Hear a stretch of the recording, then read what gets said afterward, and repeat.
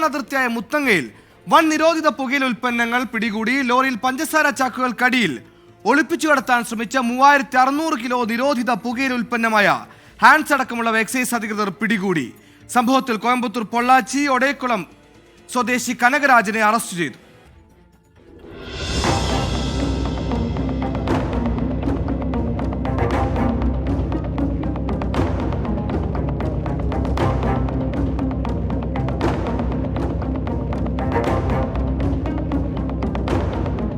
ഉത്തരമേഖല joint excise commissioner Pradeep കുമാറിന് ലഭിച്ച രഹസ്യവിവരത്തിന്റെ അടിസ്ഥാനത്തിൽ നടത്തിയ പരിശോധനയ്ക്കിടെയാണ് മുത്തങ്ങ എക്സൈസ് ചെക്ക് പോസ്റ്റിൽ നിരോധിത പുകയില ഉൽപ്പന്നം പിടികൂടിയത്. കർണാടകയിലെ ബിഡ്ദിയിൽ നിന്ന് ലോറിയിൽ പഞ്ചസാര ചാക്കുകൾക്കിടയിൽ ഒളിപ്പിച്ച് സംസ്ഥാനത്തേക്ക് കടത്താൻ ശ്രമിച്ച നിരോധിത പുകയില ഉൽപ്പന്നമാണ് പിടികൂടിയത്.